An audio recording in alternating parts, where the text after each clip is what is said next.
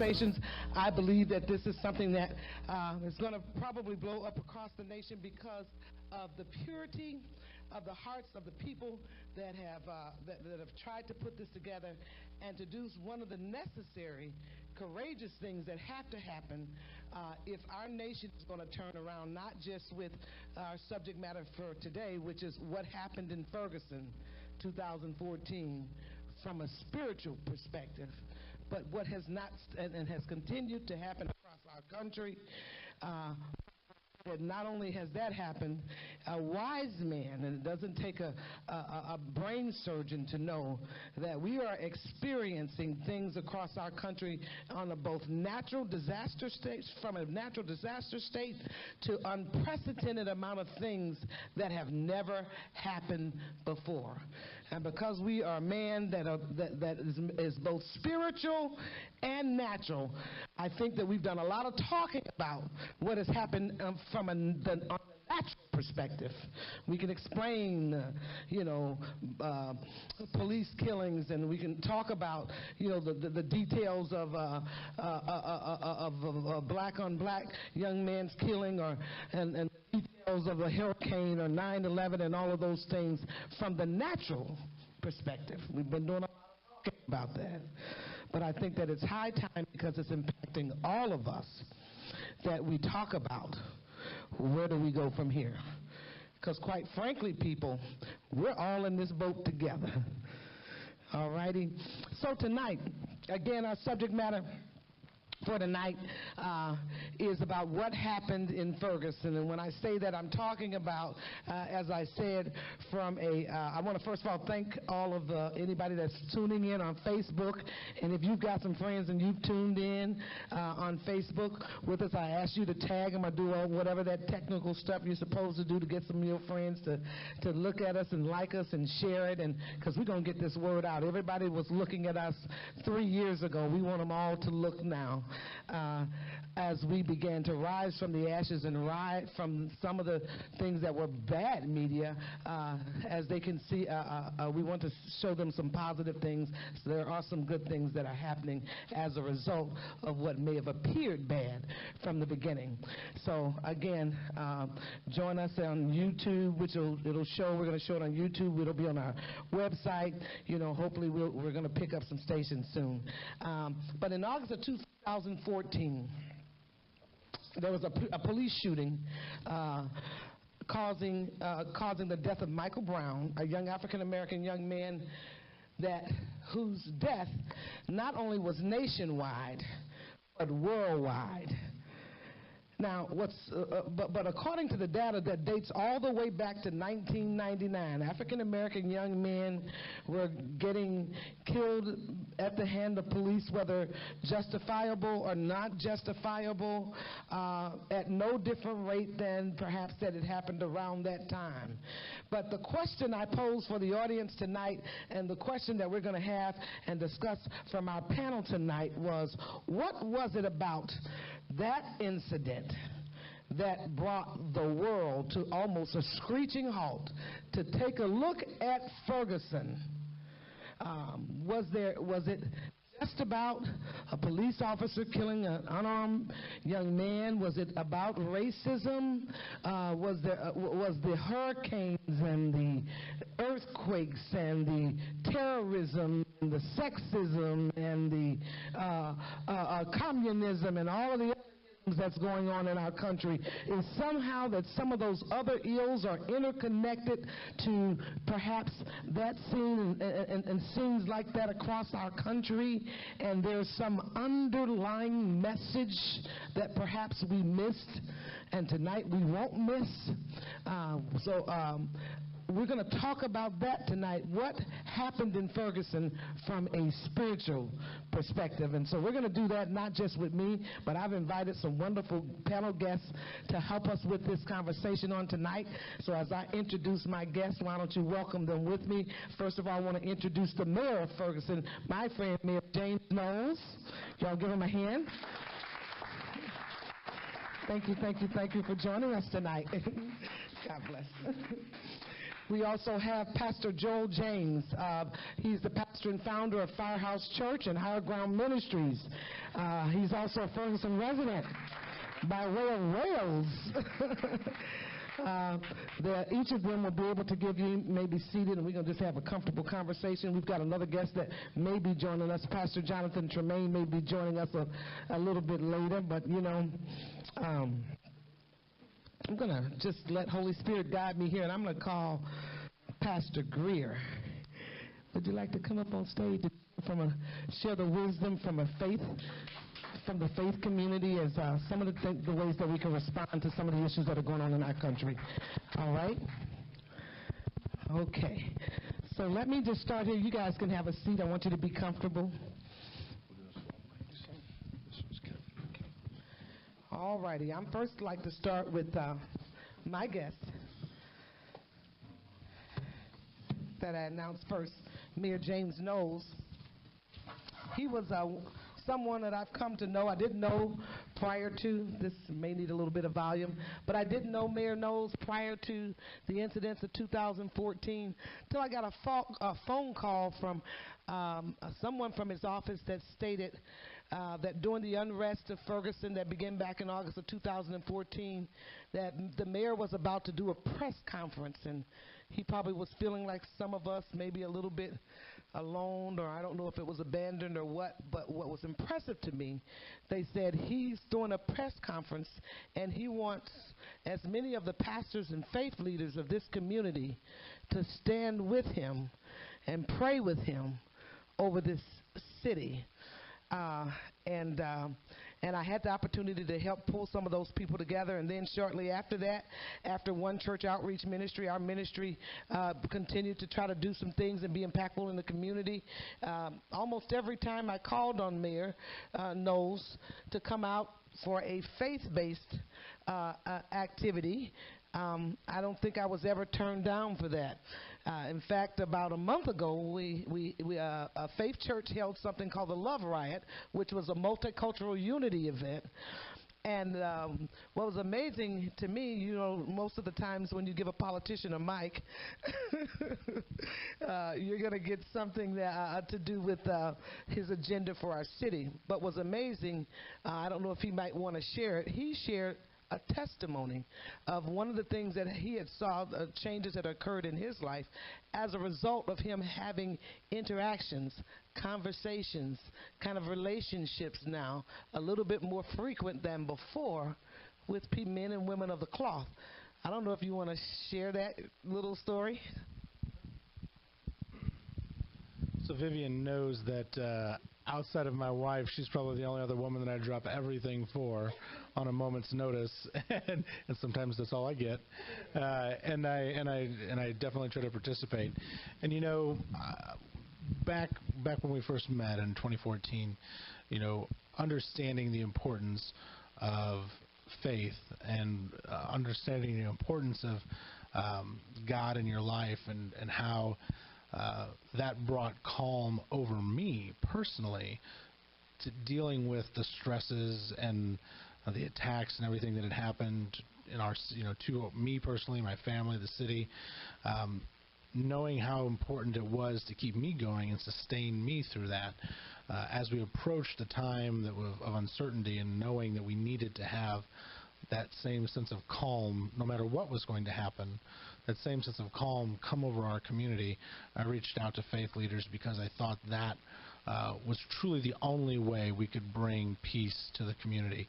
That's the only thing that supersedes the worldly anger and the frustrations that we have as humans, as animals, is that spirit that resides in all of us, and reaching out to that to make the difference was the only way we were going to achieve any sort of peace and understanding, and hopefully better dialogue. And unfortunately, as we've seen, we haven't done enough, not just in Ferguson but across the country, to stave off having future unrest, because we're going through periods of that again now. But it does take that spiritual element to, I think, make that happen. The testimony I gave happened to be about Pastor Aeneas Williams, Well, actually, I've given several, so I think this is one you're referring to. Oh, you want the baby one? Okay, I'll give you the baby one. I've grown up here, a couple blocks away, First Presbyterian Church. I've always been a man of faith, though I've gotten away from organized religion, unfortunately, just by virtue of growing old and lazy, I guess. But unfortunately, God knew to bring me back and knew to reach out to me, and I knew, and I was smart enough to accept that gift in a time of need, and that was it was about a week after the Michael Brown incident. I was actually over in Canfield handing out food, bags of food that to people who were shut in, who couldn't get out to those stores. And I was there with some faith leaders, including one faith leader who I got to meet throughout the unrest. His name was Bishop G, is what we called him. And he asked me if I had any kids. I said no, but my wife and I had been trying. In fact, we had just canceled an appointment with a fertility doctor to try to push this along. We'd been trying, but it wasn't working. And he said, well, he had 13 kids. And so I grabbed him. I said, I need some of that. I said, maybe not too much, but I need a little bit of that.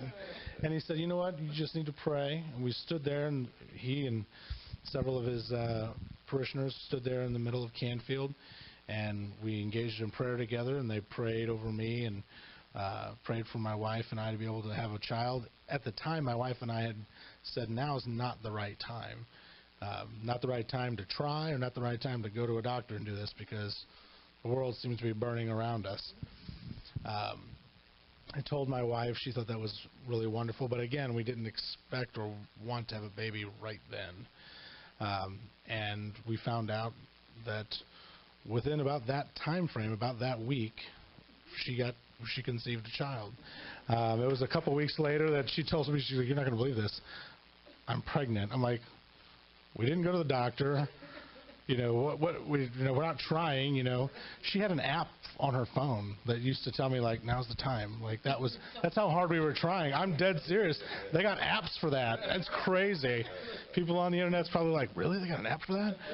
So I didn't know that that's what I needed in my life at that moment. My wife and I thought to bring a child into this world while we're dealing with all this is not the right time for us. We don't have time for it. Emotionally, we're not ready for it. But God knew that's what I needed at that moment to prepare myself, my mind, my wife, to give us perspective on life, on what it's like to be a parent or expecting parent. And that was very powerful. And throughout the last 3 years, been several opportunities that I've had that I know that God has brought important things into my life. I would honestly, Vivian, count you into that, by the way, as somebody that God has brought into my life and has been a tremendous help, not just to me personally, but this community. Thank you. Mayor, I've got a couple more questions for you. And it's not election time, so you don't have to talk as long this time. I'm just teasing you. As a result of this experience, I think that was a wonderful testimony. Y'all give the mayor. How's that baby now? And then we have one turning one next week. Oh, you got two in on me. Okay, look at God. So as a result of this, right, you might be getting 13. Anointed man of God touched you. So as a result of this experience, Mayor, I believe this is one of the things, that the spiritual thing that was happening. God is bringing back his sons and daughters. There's a scripture that's in the Bible that says, if you train up a child the way that they should go, when they grow old, they won't depart. They may stray, but God has a way sometimes of turning what we may look at as bad as a way to get a bigger harvest of people back into the places of where they should be. So as a result of this experience, do you see any other good that could come out of this? This is question one for you. I'm going to let you answer them all. Are there things that you think that the church or people of faith could do that you would support in this community to further the healing process? And my final question is, what are you committed to do throughout the duration of your term to make things better, particularly for those that have been marginalized, or are impacted by some of the things that have gone on?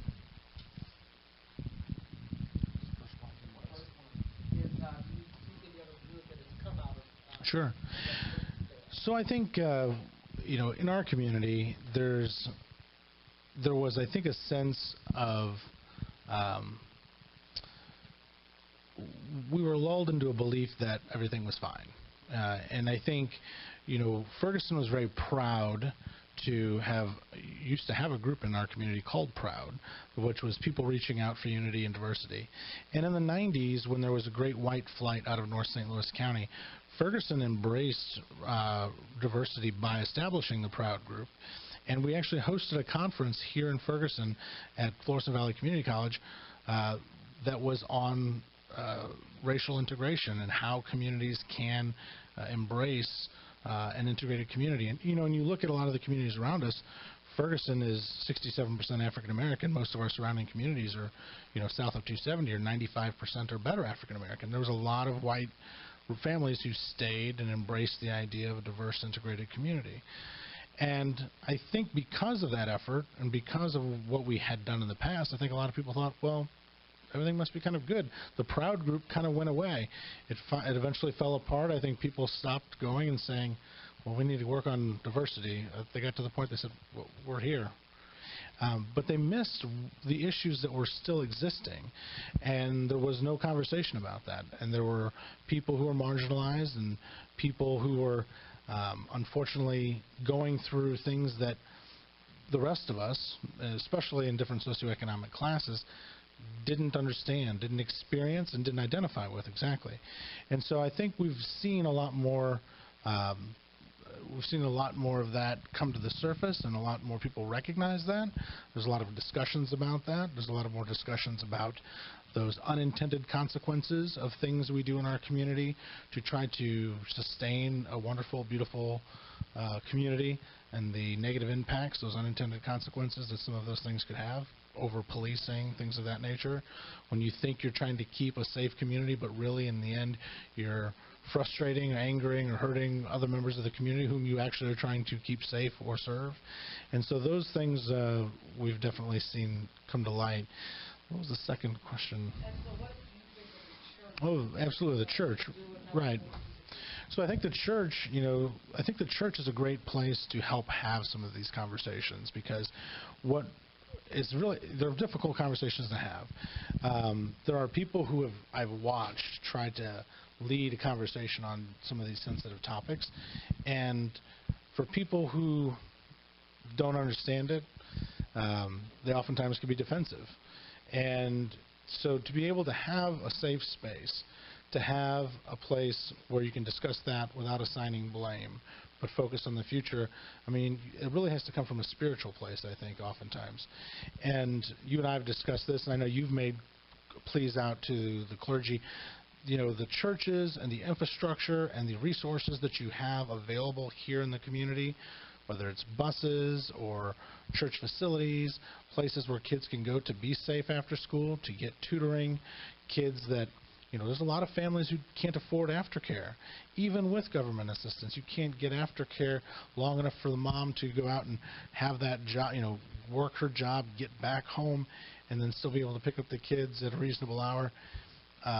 Opening up your churches to that.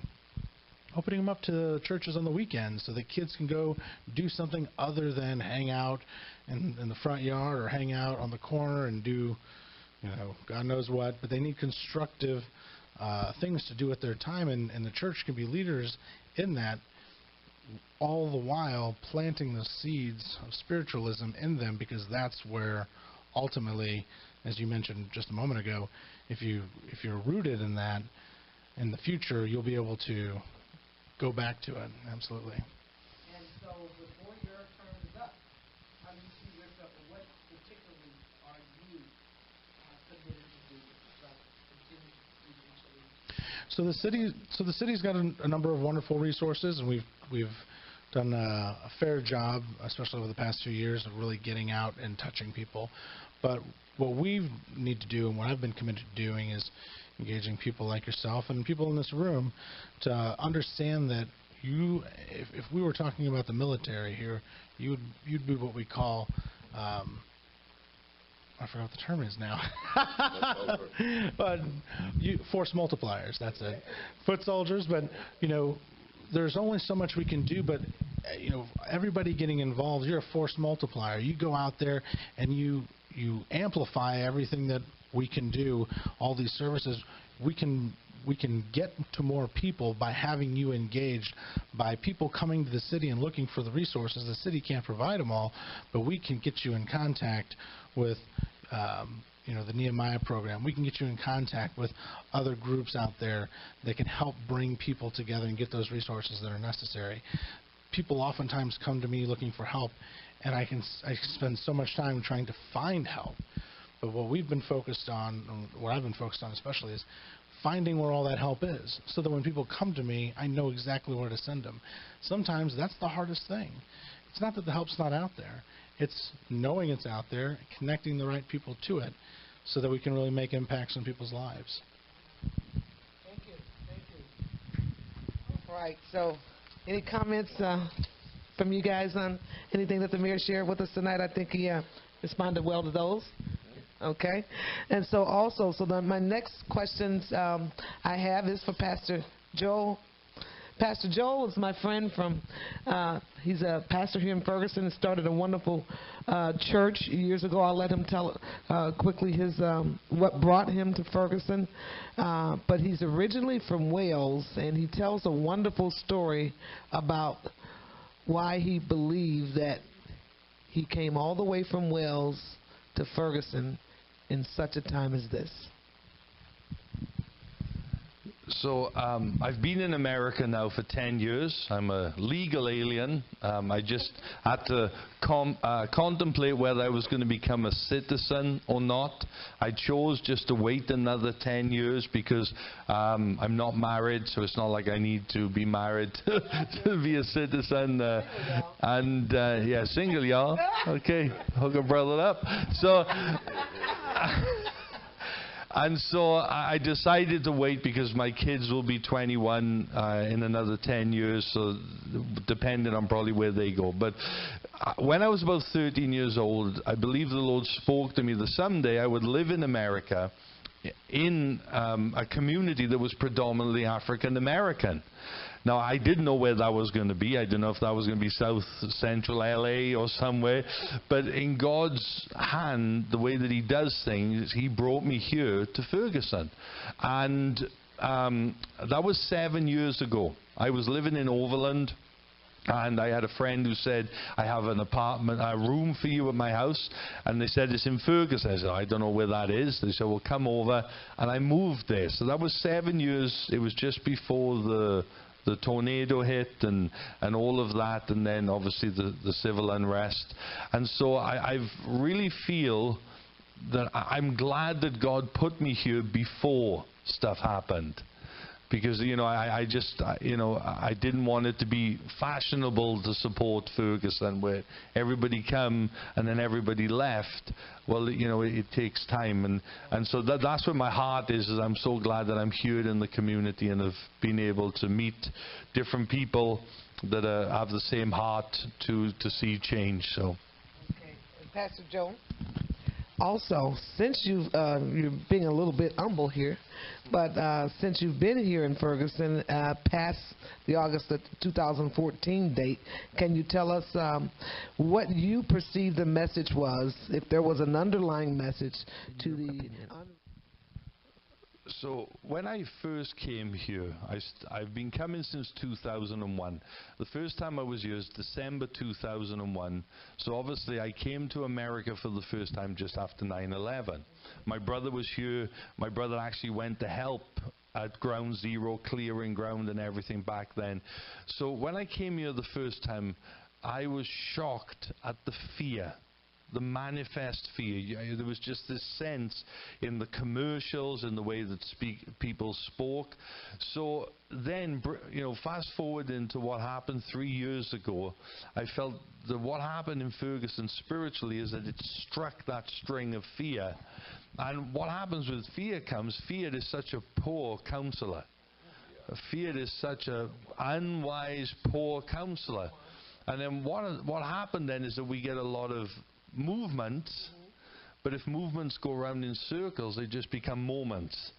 See, and that's why I like that there's people like the mayor and the other clergy I've met and Miss Vivian, that we've continued to move beyond the conflict, because then that's when change comes. We're not just going around in circles.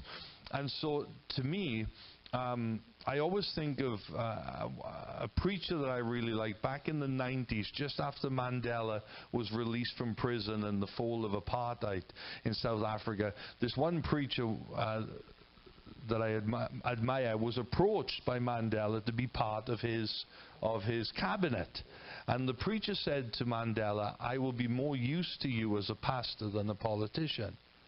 And so I think that moving forward, us knowing the roles that God has assigned to us, if it's to be a mayor, to be a politician, if it's to be a preacher, it's to be a preacher, if it's to be a, whatever it is, a police officer, knowing the roles that we have and relying on the grace of God to be our counsel and not the fears of man.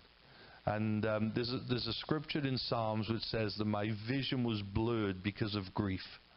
And I think that sometimes, with things that have happened, people are grieving, and we don't see clearly when we grieve.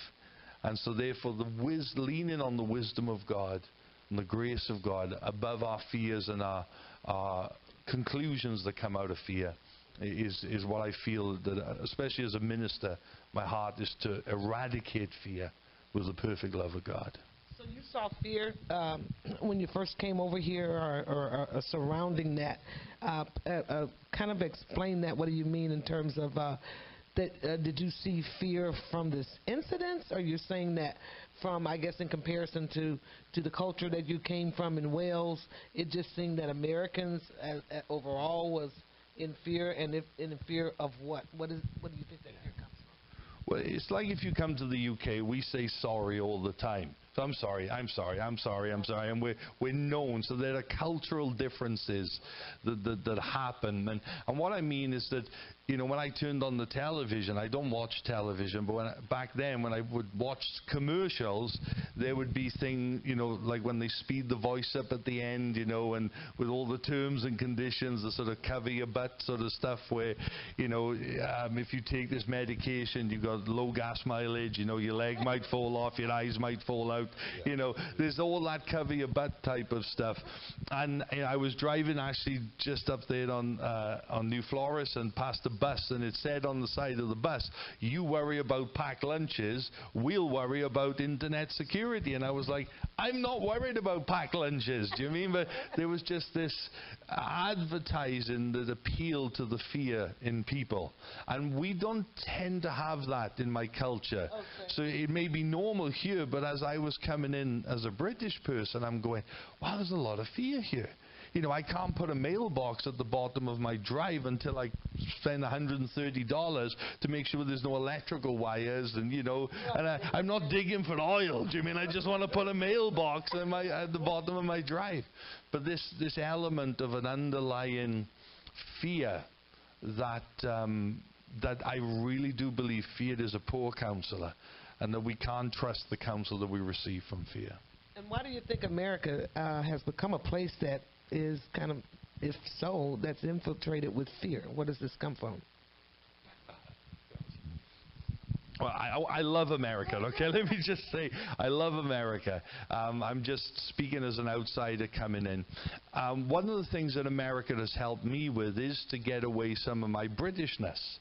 And I think that if you look over the last sort of 100 years, 110 years, especially in the Christian community, is that America has thrust the church in the world much further because of just the attitude that I love of America. That, we say it's the greatest country on earth. Do you mean? And this mentality that is it's not flippant. It's a real belief. I think fear of what I've seen comes from things like laws. The Bible talks about, I don't know if there is a demon of racism. I don't know. But I know that the Bible talks about a spirit of lawlessness. and clearly talks about that spirit of lawlessness works out. I feel that lawlessness preys on our fears, the innate fears we have. There's definitely, the Bible talks about spirits that bring division. And so whether that's through racism, whether that's through political sort of, differences or whatever it is, I feel that these underlying currents feed on those fears. Not as much that there isn't any fear in the UK. We've gone through a lot of stuff in the UK as when I travel to India or when I travel to Kenya. Fear is universal. I think that it just, being a British person coming in to see that, kind of helped me to think, okay, this is what this country just needs to be loved. And that's what's been happening, is now the missionaries are coming to America from other countries. So as America has poured into other countries now, because of what's happened, 9/11, with Michael Brown and all these other things that have happened, is the missionaries, America is much on the heart of the world as well, for missionaries. All righty, and Pastor Greer, thank you for that, Pastor Joel.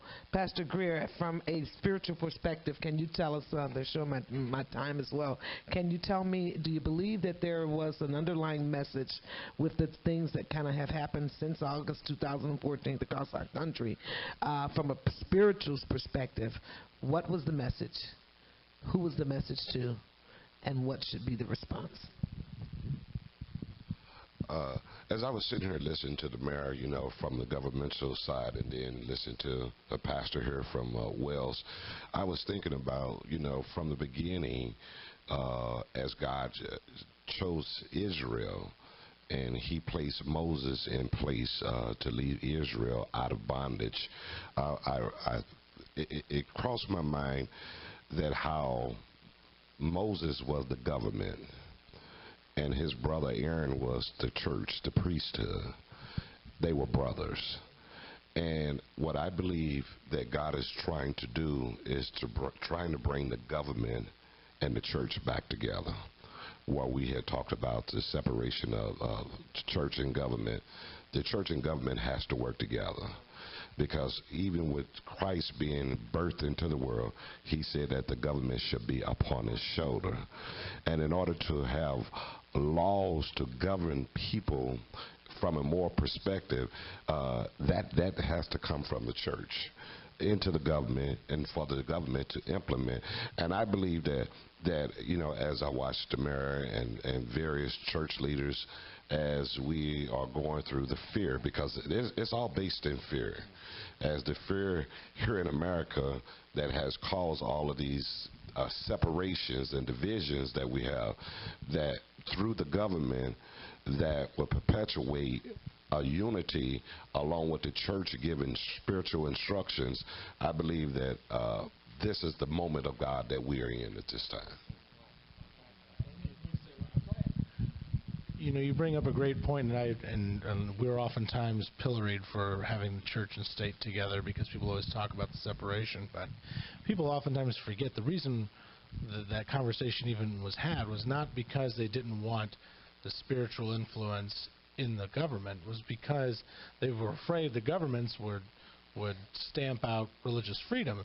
And we hear today, well, we should keep religion out of government, but it was really keeping government out of religion was the purpose of it. And you go back to John Adams, maybe it was actually James Madison, who'd said that our form of government only works with a virtuous and spiritual people.